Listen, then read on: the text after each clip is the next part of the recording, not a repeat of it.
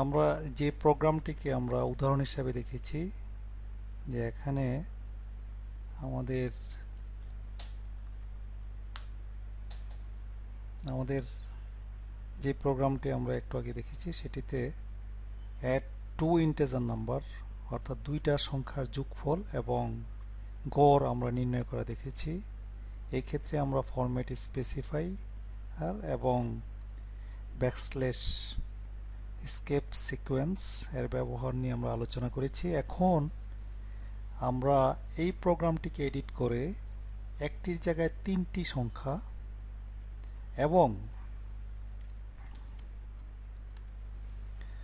এবং এই ইনপুট আলাদা আলাদা না নিয়ে এক লাইনে অর্থাৎ একসাথে যদি আমরা ডিক্লেয়ার করতে চাই তাহলে আমরা প্রোগ্রামটিকে একটু চেঞ্জ করতে হবে। ধরা যাক এখানে আমরা ইন্ট এ বি সি, তারপর আমরা আরেকটি সাম নামে একটি ভেরিয়েবল ডিক্লেয়ার করলাম। তাহলে এখানে এন্টার এ বি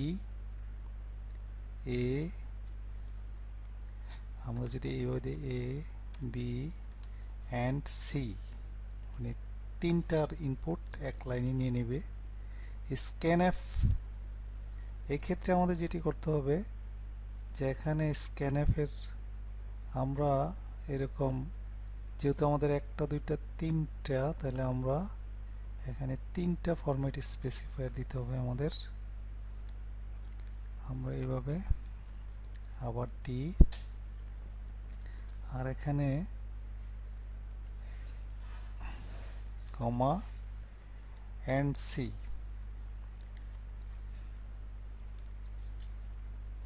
আর এখানে sum equal to A plus B plus C, আর এখানে average equal to sum by 3। যেহেতু তিনটি সংখ্যা এখানে, তাই আমাদের এভারেজ বের করতে হলে 3 দিয়ে ভাগ করতে হবে। আর এখানে প্রিন্টএফ নতুন লাইনে সামারি অফ এত এত, যেহেতু তিনটা সংখ্যা তাহলে আমরা আরেকটি ফরম্যাট স্পেসিফায়ার এখানে আমাদের দিতে হবে ইস টি।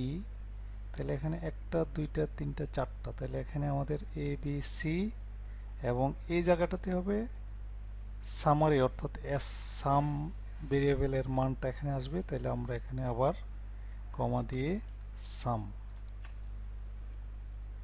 এইভাবে আমরা প্রোগ্রামটাকে এডিট করার পর এটিকে সেভ করতে হবে।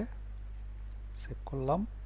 এখন যদি আমরা এটিকে রান করি তাহলে এন্টার এ বি সি অর্থাৎ এ বি সি তিনটা মান আমাদের দিতে হবে। ধরলাম 2 4 6। Summary of 2 4 and 6 is 12, average equal two 4। এইভাবে আমরা পাচ্ছি আর কি।